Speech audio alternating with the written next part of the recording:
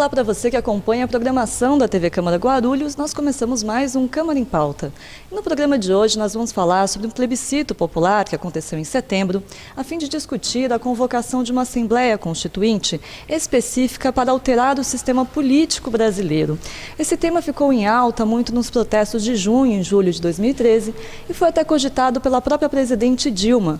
Mas ainda há alguma controvérsia sobre a possibilidade de você ter uma Constituinte específica para a reforma do sistema político.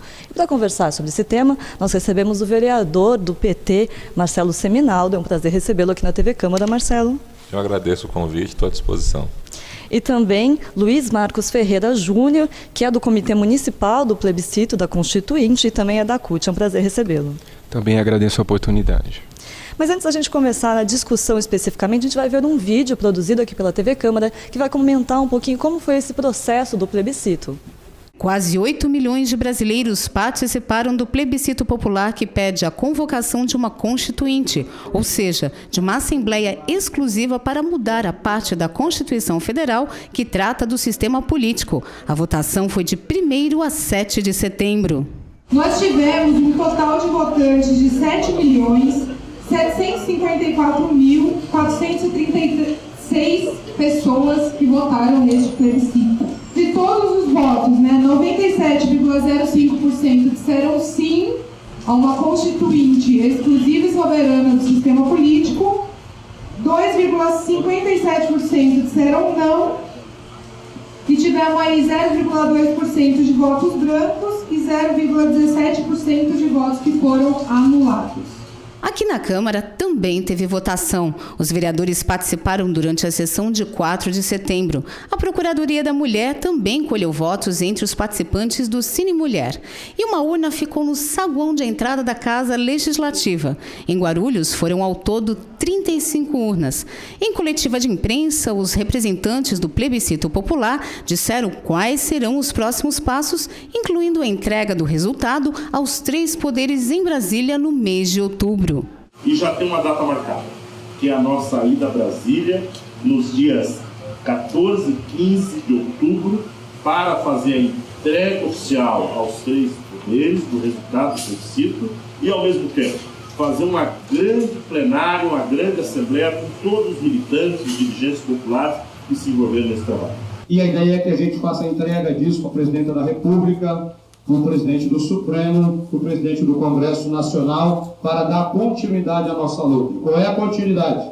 Nós queremos que seja efetivado pelos poderes constituídos uma Constituinte específica e soberana, exatamente nos moldes que nós fizemos no nosso plebiscito, que seja oficializado. É importante uma informação. A única condição, a única forma para que nós tenhamos uma Constituinte única e soberana para a realização da reforma política é através de um decreto legislativo. Vereador, nós vimos aí no vídeo como foi feito esse plebiscito popular, muitas pessoas votaram. Apesar de não ser um plebiscito oficial do governo, o senhor acredita que esse número alto de votos ele reflete uma insatisfação da população com a política em geral, com o sistema político? Bom, certamente, primeiro, parabenizar a organização pelo plebiscito, porque a participação popular ela é extremamente importante nesse sentido, e se o poder público, se as esferas de poder, seja o executivo e o legislativo, que deveriam talvez puxar essa discussão, não fizeram, eu fico feliz pela sociedade civil, de uma maneira organizada, ter puxado esse plebiscito, e a votação expressiva, para nós, ele dá um sinal, As manifestações de junho do ano passado, apesar de ser muito difusa a pauta, então ali as pessoas pediam esporte, cultura, lazer, educação, enfim, uma infinidade de temas, o que ficava claro mesmo era a insatisfação com o sistema político atual. E tudo aquilo que foi colocado na pauta, naquela extensa pauta das manifestações de junho, eu também entendo que só é possível mudar com a mudança do sistema político no Brasil. Sem essa mudança, infelizmente, nada vai mudar de forma substancial. Como representante do comitê, Luiz, você concorda com o vereador? Concordo, acho que o que nós assistimos desde o ano passado foi o que se percebe, o que é comentado no campo especialista ou não, é uma crise de legitimidade do sistema político. Por um lado, o sistema democrático brasileiro ele funciona, as instituições estão em andamento, mas uma parte da sociedade brasileira reclamou uma maior participação. Ainda que não fosse muito clara essa forma como de uma alteração na relação com as instituições democráticas, se reclamou uma alteração e era necessário que se apontasse novos mecanismos para isso. É por isso que a sociedade civil se organizou para racionalizar um pouco esse desejo de mudança que se apresentou. E de que forma esse plebiscito, a votação do plebiscito expressiva, pode ajudar a fazer essas mudanças, a pressionar a classe política por mudanças? Então, a proposta do plebiscito popular, por uma constituinte exclusiva e soberana, diz respeito à possibilidade de convocação de uma Assembleia Constituinte para tratar especificamente das temáticas do sistema político. Em 1988, nós ingressamos no marco zero jurídico do sistema político, sistema constitucional brasileiro, né? Então, definimos regras para todas as questões de uma sociedade que a gente queria que funcionasse a partir de 88, depois do regime militar. Mas, passado algum tempo, e vindo novas gerações, a experiência democrática, parte da sociedade brasileira, sobretudo a juventude, reclamou uma participação maior. Novos valores foram inseridos, então a questão da legitimidade foi colocada em xeque. E, por outro lado, também se reclamou uma maior eficácia das instituições governamentais e democráticas. É por isso que, muito provavelmente, houve a irrupção no ano passado dessas manifestações, ainda que não fosse muito claro, por um lado, exatamente quais eram os objetivos que se queriam alcançar. E é por isso que existe a possibilidade de a gente propor uma alteração constitucional, mas para que isso funcione, ela tem que ser convocada a partir da sociedade civil, ou a partir da população em geral, para que aqueles que se mantêm no sistema político, têm uma tendência conservadora, não impeçam que a gente tenha efetivamente a instauração de novas regras, de um novo cenário de valores e de novas funções institucionais. Por isso que nós propusemos, em nível nacional, uma votação para buscar legitimar a intenção popular de alteração do sistema constitucional. Não sei se a gente vai chegar a lograr êxito nisso, mas é um processo que se iniciou ainda. Agora, com esse resultado, vai ser levado ao Congresso Nacional para pressionar para que seja convocada uma constituinte. E a ideia do modelo é que essa constituinte não tenha a participação dos legisladores que foram eleitos, que vão ser eleitos agora em outubro. Ou seja, seria uma constituinte... a gente não tem um modelo específico, né? Isso depende do envolvimento social, mas muito provavelmente com outros representantes para tratar com maior isenção da questão. A Constituição brasileira ela já prevê que ela possa ser emendada, alterada por meio de PECs, né, de propostas de emenda à Constituição. Por que foi escolhido, então, o plebiscito? Porque não há uma confiança no atual Congresso Nacional? Pois é, então, eu acho que o que ajuda a gente a entender um pouco isso são duas categorias na ciência política, que, por um lado, são as palavras que eu tenho já repetido. Uma coisa é a legitimidade, que diz respeito aos valores institucionais. Pode ter uma monarquia, uma democracia parlamentar, uma democracia presidencialista, e a partir disso também pequenos valores que vão moldando a confiança ou não nas instituições. E, por outro lado, a eficácia, se isso está funcionando bem ou não. Quando você tem um sistema estabelecido juridicamente, politicamente, já a tendência é de que você mantenha ele e vá melhorando na implantação e no avanço das funções institucionais. Acontece que, às vezes, os valores são colocados em xeque, que é a questão da legitimidade. E para você, então, alterar as funções institucionais a partir de novos valores, é muito difícil que essa engrenagem aconteça. Por isso que um marco constitucional é exigido nesse caso. Não é uma questão subjetiva de dizer que não se confia num determinado político ou não. Esse é um discurso corriqueiro, mas que no plano da realidade ele não é funcional. Porque o que existe na realidade na sociedade brasileira é um desconhecimento, inclusive, da função legislativa e executiva. Falta um envolvimento efetivo da cultura política nacional. Então, a possibilidade de um plebiscito popular, ela é uma oportunidade para que a sociedade se envolva mais e conheça mais também sobre o que já está em andamento e o que poderia ser alterado. E se responsabilizar por isso. Porque diferentes modelos são funcionais, mas se existe realmente o envolvimento da sociedade, aí então existe uma vida democrática efetiva. Vereador, o senhor concorda que uma Assembleia Constituinte seria mais eficaz que uma proposta de emenda à Constituição, nesse caso?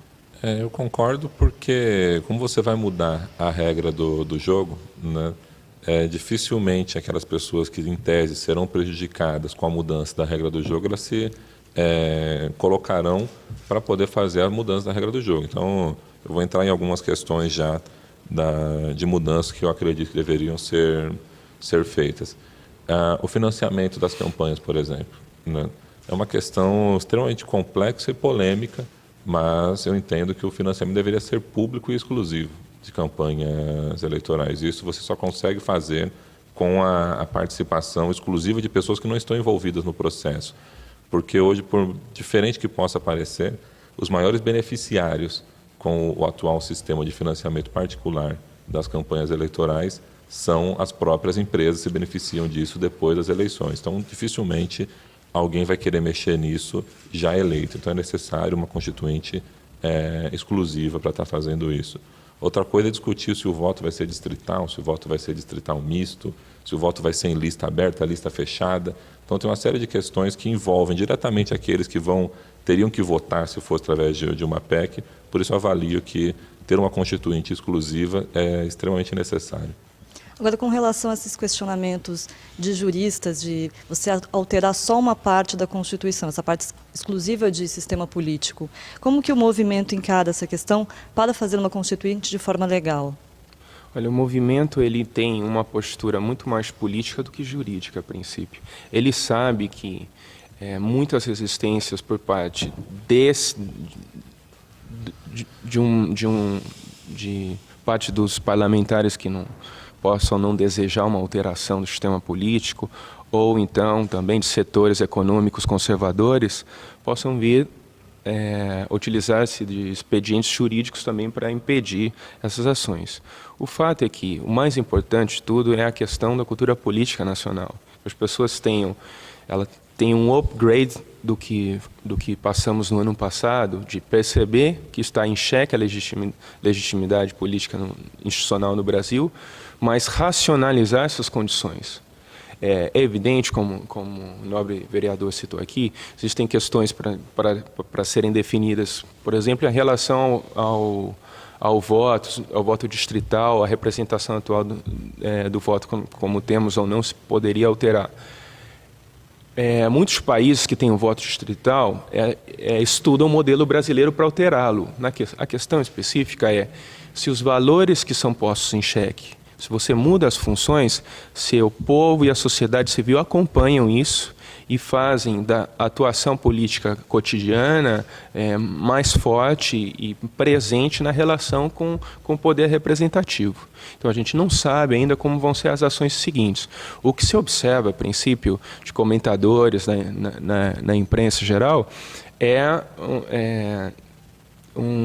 ainda um discurso pouco racionalizado também, colocando a questão no nível da problemática partidária, como se isso fosse uma oportunidade partidária para levar em conta interesses de determinados partidos e não outros. Acho que a questão aqui em jogo é muito maior e ela tem como origem uma questão antes dos partidos, que são as manifestações do ano passado.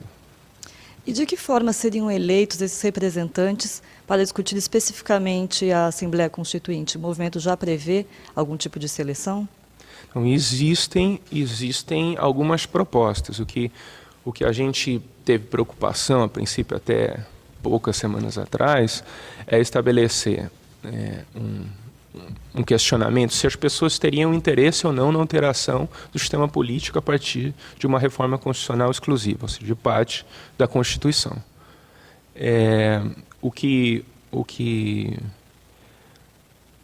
nós acreditamos é que, a partir de agora, a gente vai ter condições de determinar isso num debate, ou seja, o marco constitucional é o marco zero. É a partir dali que a gente vai observar condições, quais são as melhores ou não.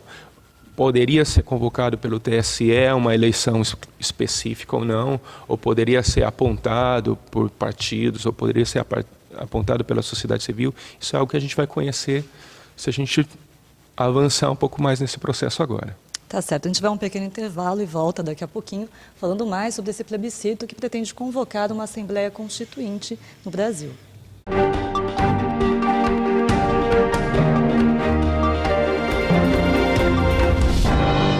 Queria parabenizar a TV Câmara, parabenizar aqui o presidente e todos os vereadores pelo trabalho que vem sendo feito e espero que vocês possam continuar contribuindo cada vez mais para levar informação à nossa população e permitir que o cidadão possa participar, dando opiniões, sugestões e ajudando a construir a cidade. E parabéns pela qualidade, porque eu estava dizendo agora há pouco, vez ou outra, estou por aí no trânsito, às vezes até fora de Guarulhos, e aí ligo o celular pela internet, sintonizo, acompanho. Então, a gente fica feliz quando vê essas coisas, porque significa que esse esforço que vocês estão fazendo aqui, tem muita gente que vocês nem estão sabendo, mas que estão do outro lado, acompanhando para e passo tudo que acontece no Legislativo e tudo que acontece na cidade. Parabéns, sucesso e já nasceu bem.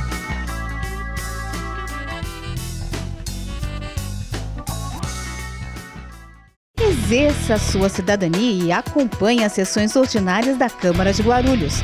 Fique por dentro do cenário político da cidade e das mudanças na legislação municipal e veja as propostas e as posições de cada representante eleito pelo povo. Todas as terças e quintas, a partir das 15 para as 14h, começa a cobertura das sessões em que você acompanha entrevistas, debates e votações do Poder Legislativo aqui na TV Câmara Guarulhos, o canal da cidadania. A Câmara Municipal de Guarulhos acredita num mundo melhor e mais igual. E a igualdade de direitos passa por cidadãos democraticamente bem informados. Para que a informação chegue realmente a todos, a Câmara aposta na inclusão. A transmissão das sessões conta com o apoio de um intérprete de Libras, a língua brasileira de sinais.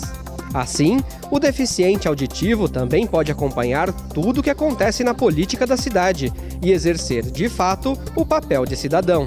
TV Câmara Guarulhos, o canal da cidadania.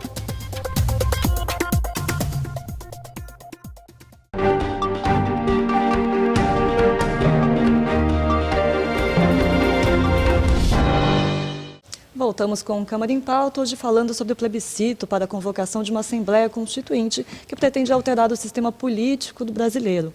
E para falar sobre esse assunto, a gente recebe Luiz Marcos Ferreira Júnior, do Comitê Municipal do Plebiscito da Constituinte, também da CUT, e o vereador Marcelo Seminaldo, que é do PT.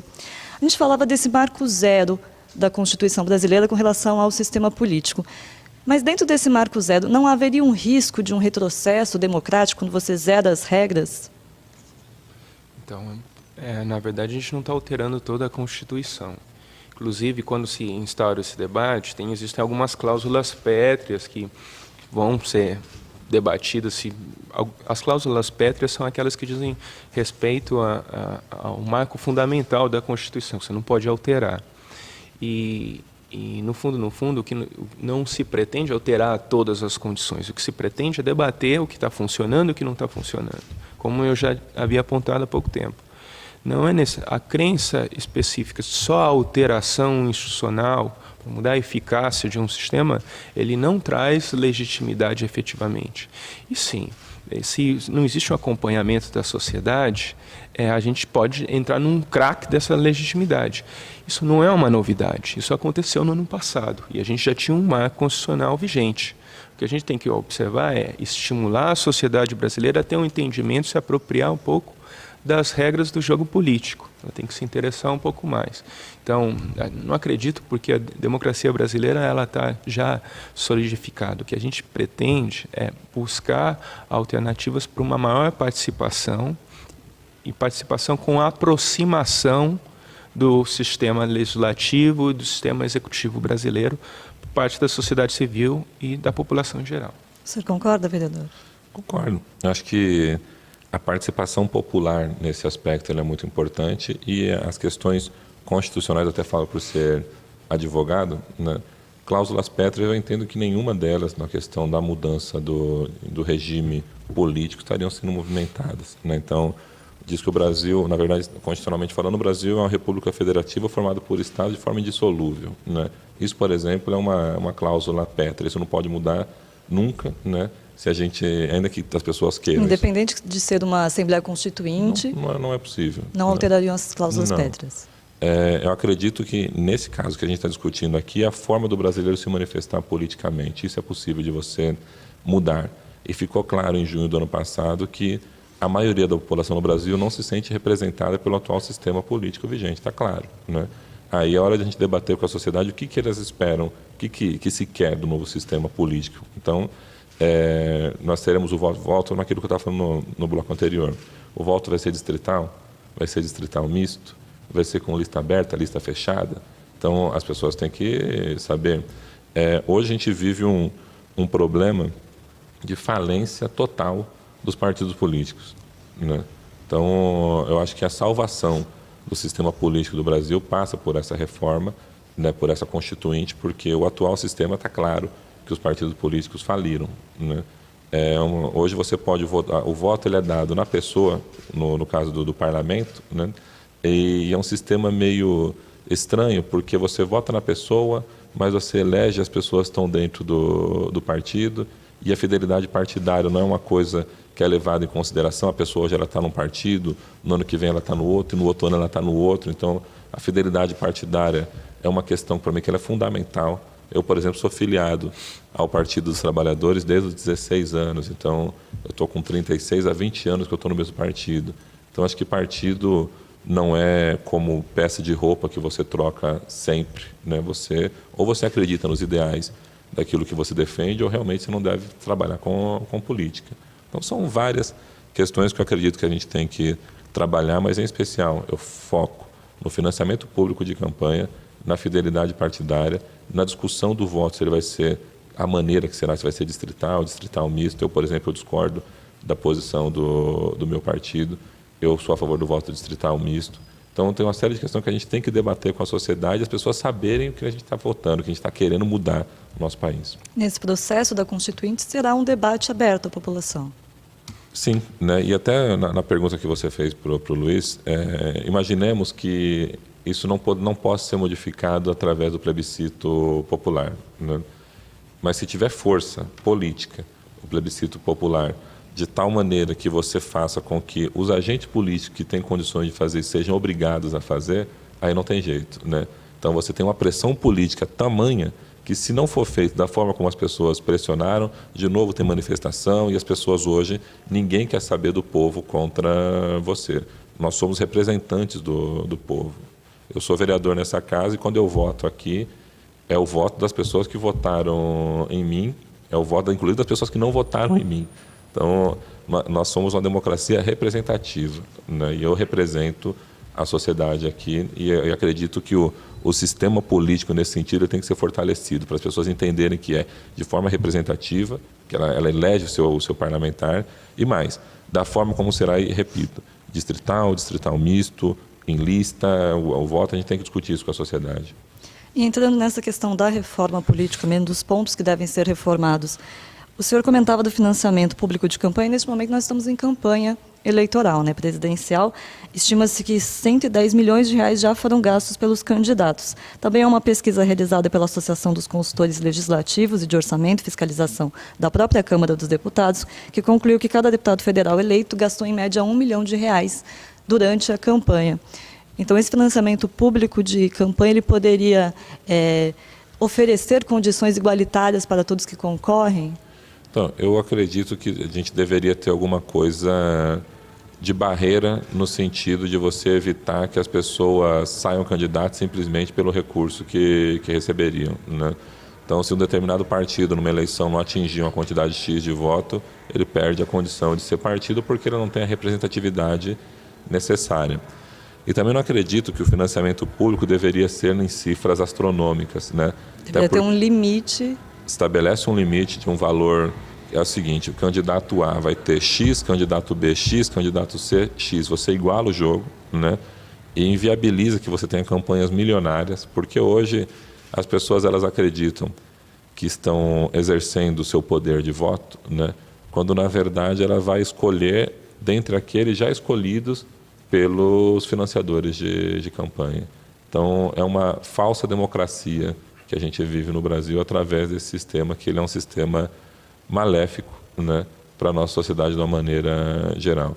O financiamento público exclusivo de campanha, ele vai fazer com que os recursos públicos sejam melhores gastos. Por mais estranho que possa parecer, o Estado, ele garantir o recurso para as campanhas, vai sair muito mais barato para o bolso do contribuinte do que o sistema atual, que infelizmente as empresas que financiam campanha, elas não financiam campanhas porque gostam dos olhos dos parlamentares ou do executivo. Elas financiam querendo, com certeza, algo em troca lá na frente. Então, eu imagino que é a hora de mudar. Mas será necessário fiscalizar bem também, para evitar que, de fato, não haja um financiamento privado que nem sempre é oficial, né?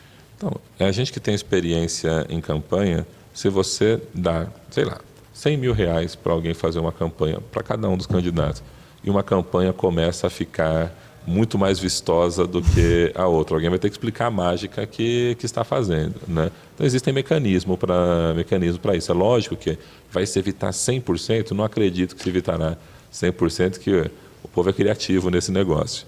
Mas eu acredito que boa parte disso será evitado e você iguala o jogo. E fora a questão que eu ainda insisto de discutir se o voto é distrital, se ele é distrital misto, eu acho que isso é extremamente importante. Luiz, você concorda? Concordo, sim. Eu gostaria de salientar, além do que foi apontado, outros temas que seriam possíveis serem debatidos. Uma questão seria da proibição do período de debate eleitoral. No Brasil existe uma noção de que a isenção se dá restringindo o momento de atuação da apresentação de candidaturas, do debate acerca de um novo mandatário, e que não necessariamente isso acontece em todos os países. Por que é proibido falar do processo eleitoral, apontar um candidato? Muitos países vivem os processos de prévias eleitorais em que muitos dos candidatos em listas ou dentro dos partidos começam a debater os programas e linhas específicas que envolvem a sociedade, às vezes um ano antes do período eleitoral. Isso permite que a gente tenha um detalhamento maior das questões, um envolvimento maior da sociedade. Outra questão, por exemplo, que tem um apelo muito grande de parte da juventude, é a questão se a gente tem que tratar da questão do voto obrigatório ou não, que pode parecer um tabu, mas que se a gente não tem um voto obrigatório, no caso brasileiro,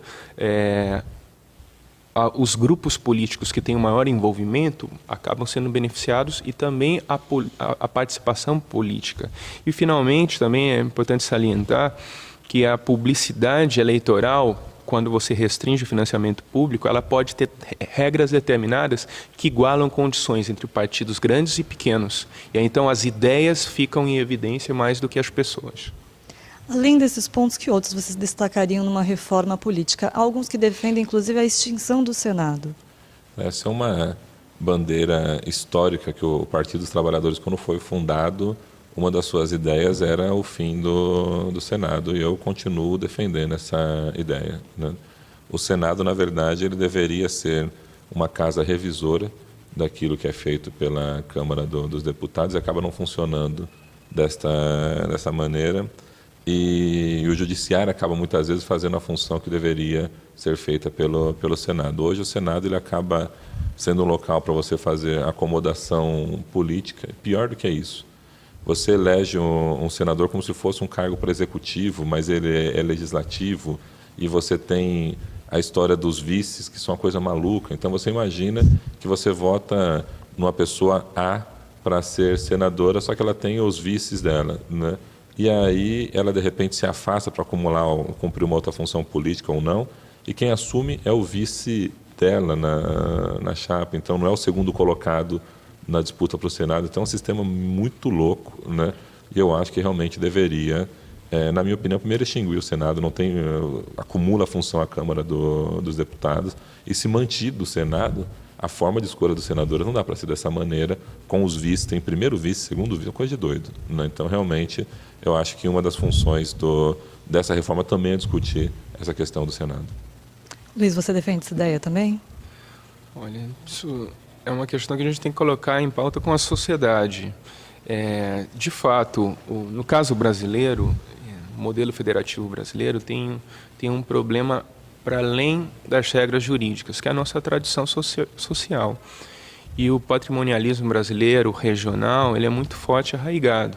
Então você tem a manutenção de algumas famílias que têm laços desde do período monárquico, de facções que se mantêm, período da escravidão brasileira, e o Senado é um desses espaços expedientes. Não é o único espaço. Eu não tenho uma posição muito clara em relação a isso. O que me parece efetivamente mais importante é que a sociedade brasileira se responsabilize por essas alterações. Que ela entenda, por exemplo, quando a gente extingue o Senado Federal, a acumulação de determinadas funções vai para um espaço muito mais plural. Então ela tem que ter uma aproximação com o seu deputado para que a estabilidade, supostamente, que você tinha no Senado, ela seja mantida a partir da participação e da cobrança popular. Então, na verdade, o que a gente tem que colocar em pauta é quais são as questões e começar a entender as consequências delas no nosso cenário, no nosso país, como que isso funcionaria. Nós estamos chegando agora à reta final das eleições, né? Os senhores acreditam que há uma influência grande com relação a quem será eleito e esse processo de convocar uma constituinte? Eu acredito que, no caso de confirmado a tendência e a presidenta Dilma seja reeleita, ela já sinalizou no ano passado que gostaria de fazer a reforma eleitoral e política, né? Só que não encontrou eco naquele momento, nem na Câmara, nem no Congresso Nacional de uma maneira geral, e a sociedade não estava preparada naquele momento para fazer o debate. Foi muito corrido. Acho que existe aí mais 4 anos de mandato que tem que preparar para poder fazer essa reforma política, reforma eleitoral, e conscientizando as pessoas do que está sendo discutido. Porque eu acho que do jeito que foi feito no ano passado, acabou que foi muito rápido, as pessoas não sabiam o que seria. Eu acho que tem que fazer um amplo debate com a sociedade, convidar todos os atores envolvidos, a sociedade civil organizada, os partidos que querem discutir isso de fato, sindicatos, associações, os estudantes, todos, né? Para a gente poder fazer um amplo debate no país e realmente colocar isso nos próximos 4 anos. Com relação aos outros candidatos, caso seja eleito um presidente não favorável a essa ideia, os senhores acreditam que pode comprometer o trabalho da Constituinte? Bom, eu acredito. Ou a pressão popular pode ser eficiente mesmo assim? Bom, o PT sempre foi oposição, né, chegou ao poder há apenas 12 anos, e sempre fez pressão popular. Então, caso aconteça de não vencer a eleição, na oposição certamente vai organizar a sociedade para que possa cobrar aquele que estiver exercendo o cargo de presidente a tocar esse debate, o que eu não creio, né, porque a gente vai estar na situação. Então, é realmente ajudar a sociedade civil organizada a se organizar para poder cobrar o Congresso Nacional, porque a gente vive um sistema que é presidencialista, só que se o Congresso Nacional não quiser tocar essa pauta, não há presidente que consiga fazer. Então, as pessoas primeiro têm que ter noção do cargo que exerce um deputado federal em especial agora, nessas eleições, porque não adianta a pessoa querer uma reforma política e votar num parlamentar que é contrário à reforma política. Então, na hora do voto agora, você que está nos assistindo, procure saber. Tá certo, queria agradecer a sua participação aqui na TV Câmara, Luiz. Obrigado. Também o vereador Marcelo Seminaldo, do PT. É um prazer recebê-lo aqui na TV Câmara. Estamos encerrando o nosso programa. Eu agradeço o convite e sempre que possível estarei aqui com vocês. Tá certo. Então esse foi o Câmara em Pauta de hoje, tratando sobre esse plebiscito popular que aconteceu a fim de convocar uma Assembleia Constituinte no país para discutir uma reforma no sistema político. Você pode participar também do Câmara em Pauta, mandando sugestões, críticas ou sugerindo algum tema que a gente possa tratar aqui pelo e-mail camaraempauta@camaraguarulhos.sp.gov.br. Não deixe de participar e acompanhar sempre com a gente o Câmara em Pauta na TV Câmara Guarulhos e o canal da Cidadania.